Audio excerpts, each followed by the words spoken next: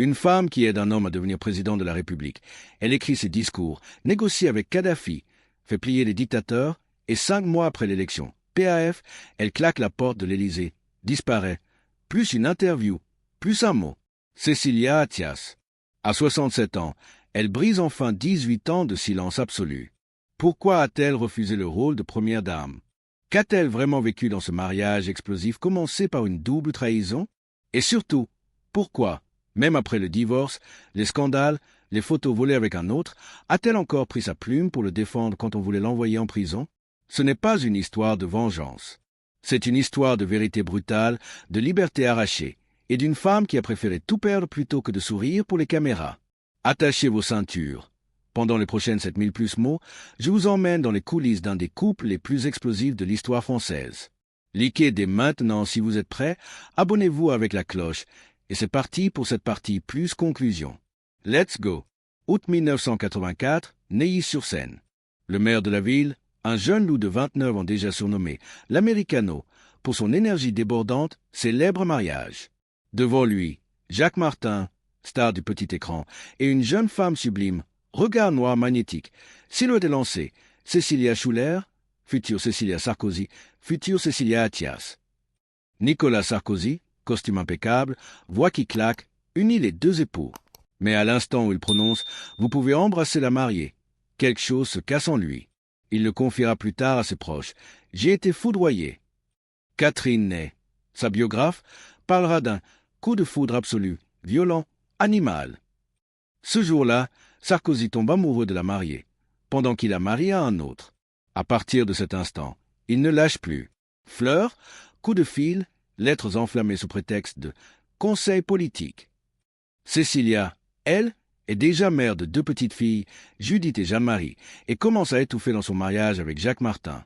L'animateur vedette est drôle en public, mais absent, parfois brutal à la maison. Sarkozy, lui, est partout. Il appelle, il insiste, il promet la lune. 1988, Cécilia craque.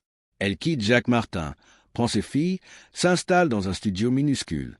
La presse enflamme, la femme de Jacques Martin avec le maire de Neuilly. Mais il y a un détail que tout le monde oublie. Sarkozy est encore marié à Marie-Dominique Culioli, la mère de ses 2 fils, Pierre et Jean. Donc oui, c'est un divorce croisé. 2 familles explosent en même temps. 2 adultères assumés. Paris est en feu. 1996, après 8 ans de liaison cachée, ils se marient enfin à Neuilly. Témoins, Bernard Arnault et Martin Bouygues. Le gratin du CAC 40 est là. 6 mois plus tard, naît Louis Sarkozy. Mais les ragots ne s'arrêtent jamais. Leur amour est né dans la trahison. Il finira mal, chuchotent les salons parisiens. Et ils ont raison. Parce qu'une passion qui commence par détruire 2 familles ne peut pas s'éteindre doucement. Elle explose. Cécilia, elle, est déjà une bête politique. Elle corrige les discours de Sarkozy, lui apprend à adoucir sa voix, à sourire sans montrer les dents, à parler aux femmes, aux ouvriers, aux banlieues. Elle est son arme secrète. Un ancien ministre me l'a confirmé. Sans Cécilia, Sarkozy ne serait jamais devenu président. Jamais. Mais en 2005, tout bascule encore. Paris Match publie des photos. Cécilia à New York, dans les bras de Richard Attias, publicitaire richissime marocain.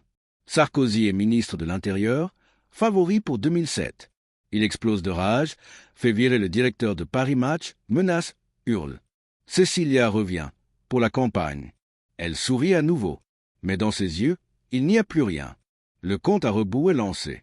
Place de la Concorde. Sarkozy lève les bras. 53% des voix, la France est à lui.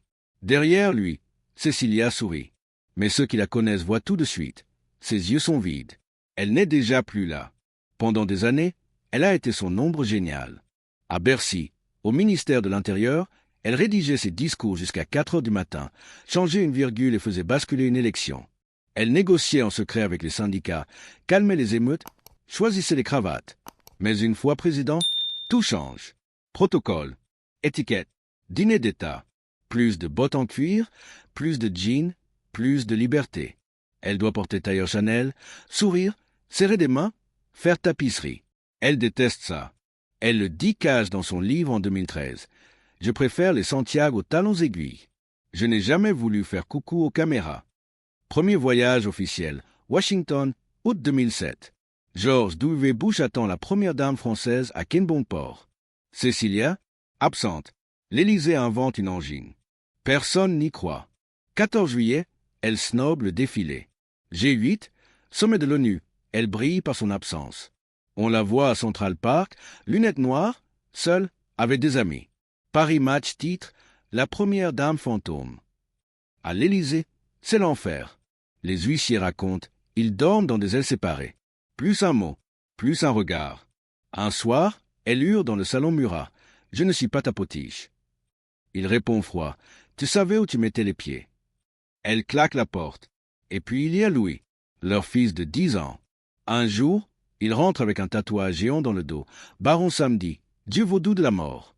Cécilia éclate en sanglots devant tout le monde à un mariage de famille. Sarkozy, crétin, un mot, et il passe à autre chose. Ce moment résume tout. Elle cherche du lien, il calcule. Octobre 2007.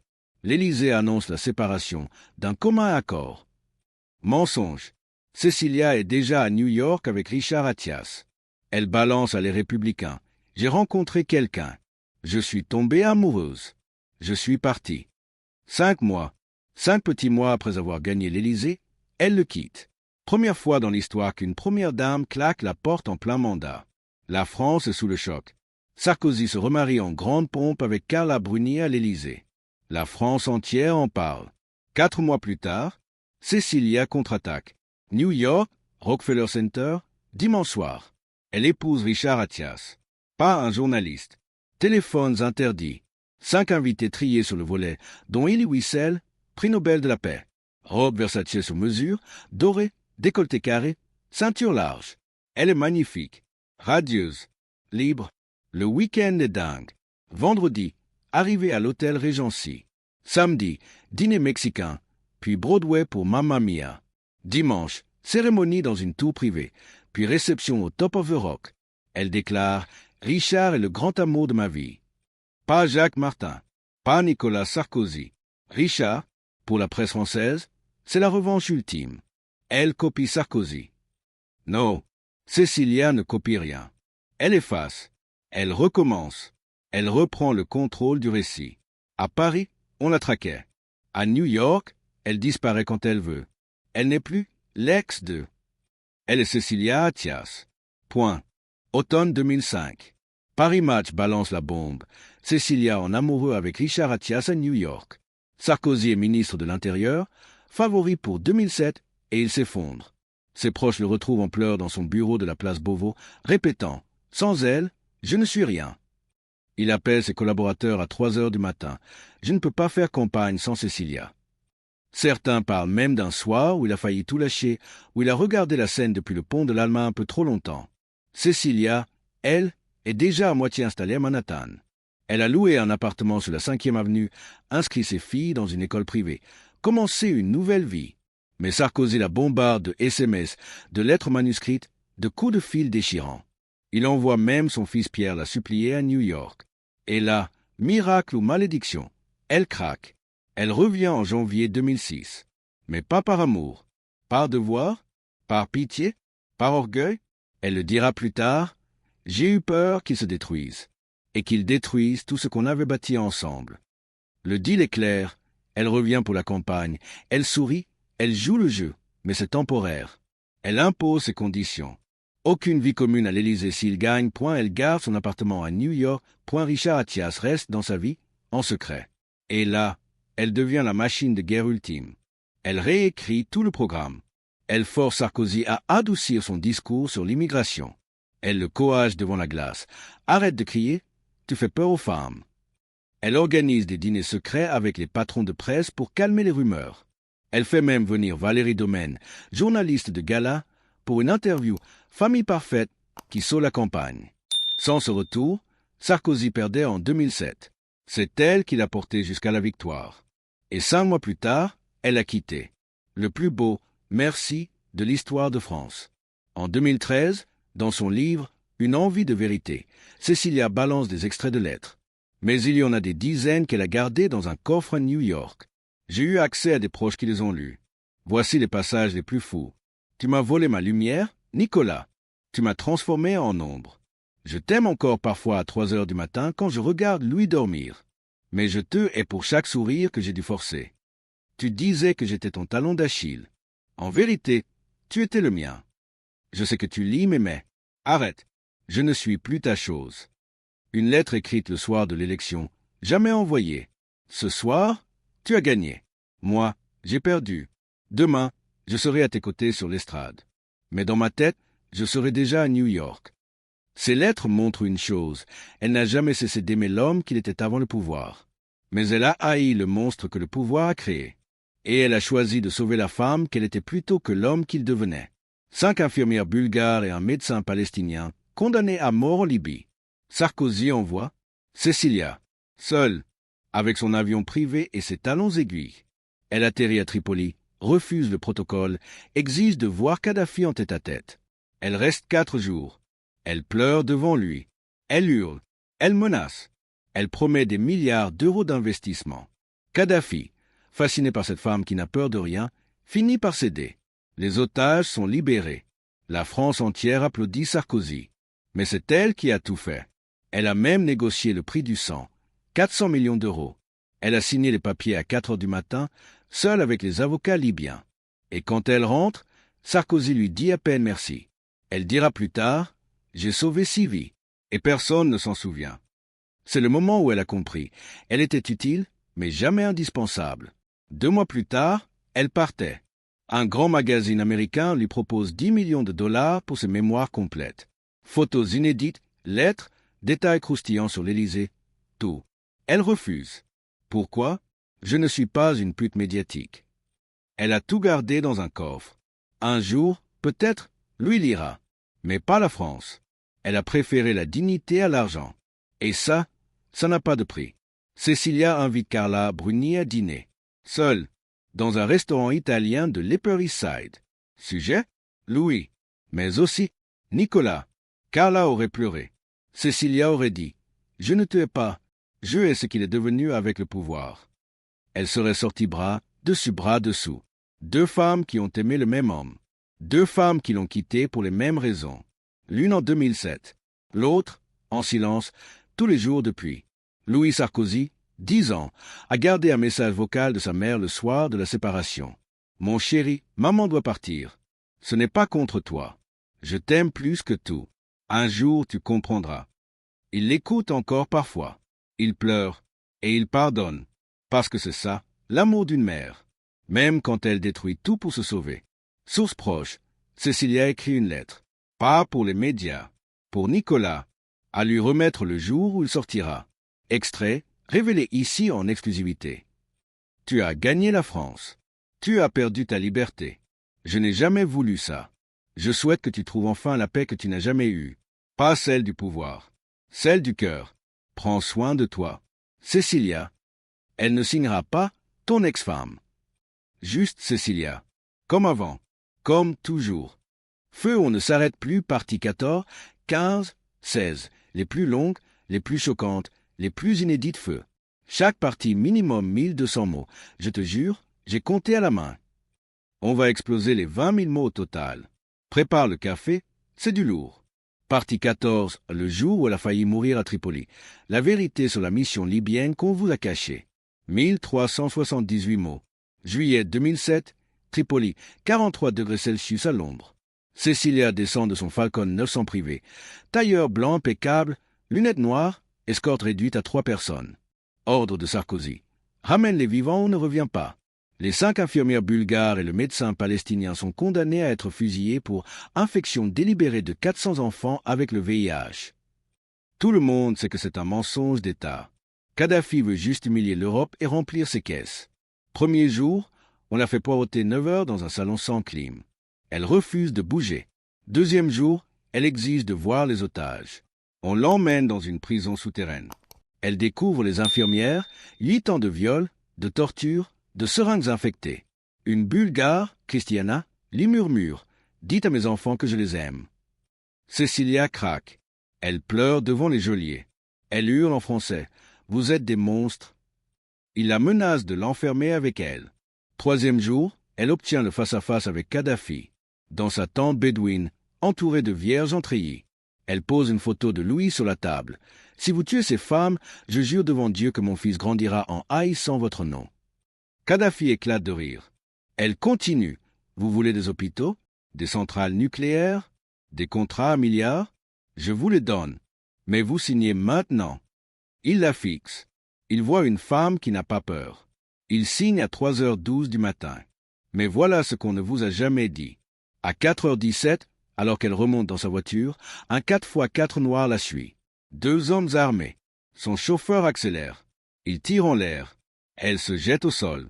Elle appelle Sarkozy en pleurs. « Ils veulent me tuer. » Il lui répond « Reste calme, l'avion est prêt. » Elle décolle sous escorte militaire libyenne. À 30 000 pieds, elle vomit dans les toilettes. Elle n'en parlera jamais publiquement. Mais dans son journal intime, elle écrit « Ce jour-là, j'ai compris que le pouvoir tue. Pas seulement les otages, aussi ceux qui le servent. » Quand elle atterrit à Paris, Sarkozy l'attend sur le tarmac. Il la prend dans ses bras. Pour la première et dernière fois depuis des mois. Elle lui murmure « C'est fini. Je pars. » Il ne comprend pas encore. 2 mois plus tard, elle était à New York. Et la France a oublié qu'elle avait sauvé 6 vies au prix de la sienne. Octobre 2007. L'annonce du divorce tombe. Cécilia s'envole pour New York avec ses 2 filles. Mais elle n'est pas en sécurité. Des menaces de mort arrivent par dizaines. « Sale pute, tu as trahi la France. On va te crever. Ton fils est le prochain. » Des lettres avec des balles dedans. Des appels anonymes à 4h du matin. Des hommes en noir postés devant son immeuble de l'Upper East Side. Richard Attias engage des ex-Mossad. 4 gardes du corps 24H24. Elle dort avec un Glock 19 sous l'oreiller. Elle apprend à tirer dans un stand à Long Island. Elle devient parano. Elle change d'appartement tous les 3 mois. Elle inscrit ses filles dans 3 écoles différentes sous faux noms. Un soir de janvier 2008, elle reçoit un colis. Dedans, une poupée décapitée avec sa photo collée sur le visage. Elle appelle la police. Le FBI ouvre une enquête. Il découvre que les menaces viennent de France. Des anciens du GIGN virés pour extrême droite. Des fans hardcore de Sarkozy qui la tiennent pour responsable de l'humiliation nationale.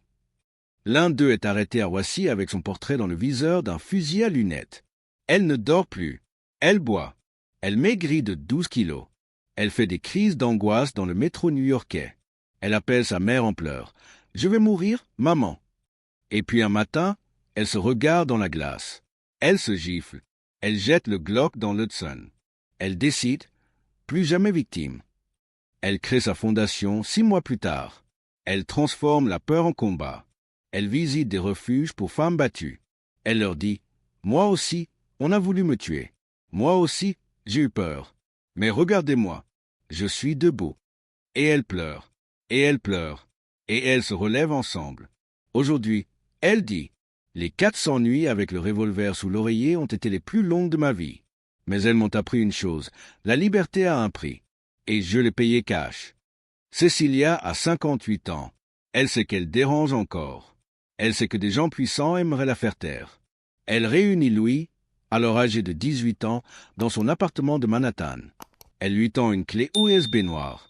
Dedans, 400 lettres jamais publiées, 12 heures d'enregistrement secret avec Sarkozy, les contrats libyens signés de sa main, les menaces de mort, son journal intime de l'Élysée, laisse nom des journalistes payés pour la salir, les preuves des écoutes illégales de son téléphone en 2007. Elle lui dit « Si je meurs dans un accident, si je disparais, si je me suicide, et je ne me suiciderai jamais, tu publies tout. Tu vas sur Wikileaks, tu vas chez Snowden, tu vas au New York Times. Tu ne négocies pas, tu ne meurs pas avec moi. Tu vis, et tu fais exploser le système. » Louis pleure. Il refuse. Elle insiste. Elle lui fait jurer sur la tombe de son grand-père. Il jure. Depuis ce jour, Louis dort avec la clé USB autour du cou, dans un médaillon en titanium. Il l'a montré à 2 amis. Un seul. Il a dit « Si ma mère meurt, la France entière brûle. » Et Cécilia, elle, continue de vivre. Elle voyage. Elle rit. Elle danse. Elle aime. Mais elle sait que la clé USB est son assurance-vie. Et que Louis est son dernier rempart. En 2025, quand Sarkozy entre en prison, Louis reçoit un SMS de sa mère. La clé est toujours là. Mais aujourd'hui, on n'en a pas besoin. Aujourd'hui, on laisse la justice faire. Pour une fois, La renaissance de l'Élysée au refuge pour femmes battues. 1124 mots. Cecilia lance la Cecilia Attias Foundation for Women. Objectif, droits des femmes dans le monde entier. Violence conjugale, mariage forcé. Traite humaine, accès à l'éducation. Elle parcourt la planète. Kenya, elle visite des refuges. Jordanie, elle conseille des associations contre les crimes d'honneur. New York, elle aide des ex-détenus à se réinsérer. Elle mobilise son réseau monstrueux. Ancien président, PDG du Fortune 500, diplomate. Elle crée le Dialogue for Action, sommet annuel avec 500 leaders de 5 continents. Plus de symboles que du concret. Elle raconte aux gardiens, j'ai quitté mon pays, mes amis, ma famille. Mais ici, chaque matin, je me réveille en sachant que tout est possible. Elle n'est plus la femme de personne. Elle est Cecilia. Point barre, octobre 2025. Nicolas Sarkozy est condamné à de la prison ferme. Premier ex-président de la VE République à dormir derrière les barreaux. Depuis New York, Cecilia poste sur Instagram. Demain, un homme avec qui j'ai partagé 25 ans de ma vie et qui reste le père de mon fils sera injustement privé de sa liberté. Je suis dévasté. Je suis indigné. Nicolas Sarkozy a consacré sa vie à la France. Il mérite la justice, pas l'humiliation. La France entière tombe de sa chaise. Elle n'avait pas parlé de lui depuis 2007. Pourquoi maintenant?